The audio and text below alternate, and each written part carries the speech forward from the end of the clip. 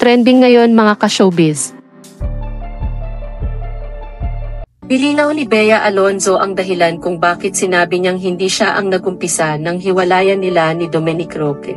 Ito ang pahayag ni Bea sa kanyang interview sa Fast Talk with Boy Abunda nitong Huwebes, July 11. Pinaalala ni Tito Boy na nabanggit ng Kapuso actress sa isang panayam sa 24 Oras, at sa sumunod na buwan, sa isang magazine feature, sinabi niya na mutual ang naging desisyon ng kanilang paghihiwalay. Tito Boy, not that I owe anyone an explanation.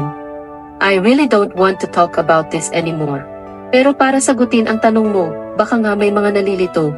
During that time na ginawa ko yung interview, that was like last month. Kasi po bago po sila makapag-release ng July issue, medyo matagal na. That was the only time I kind of talked about it because I was asked, sabi ni Bea. Quote. Dagdag pa niya, then, during sa 24 Oras, I didn't have the intention to talk about it because nga I really wanted to give respect to the relationship that was. Habang kausap niya si Nelson Canlas, napag-usapan nila ang tungkol sa fake news. And then I was so comfortable talking to him, as if walang camera sa harapan. And then he went like, sabi niya, siyempre ikaw yung nakipag-break. Hindi nila alam mahirap din sa'yo. And parang it was like an instinct na I had to correct him. But I didn't have any intention to really talk about it, sabi ni Bea. Sinabi rin niya kay Tito Boy na ang hiwalayan nila ay naging mutual decision sa kabila ng pag-umpisa ng kabilang partido. Of course we worked it out, right?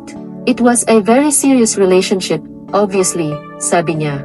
Ang panayam ni Bea sa 24 Oras ay umair noong July 13. Noong July 5, inilabas ng Tatler ang kanyang 2-cover special. Noong Pebrero, kinumpirma ni Tito Boy na naghiwalay na sina Dominic at Bea. Pinaalala rin ng host sa publiko na maging mabait sa gitna ng hiwalayan at iwasang mag-speculate. Nagsimula ang relasyon ng dating magkasintahan noong Enero 2021. Na-engage sila noong Hulyo ng nakaraang taon at plano sanang magpakasal ngayong taon. Naglabas ng pahayag sina Bea at Dominic noong Pebrero na kinukumpirma ang kanilang paghihiwalay.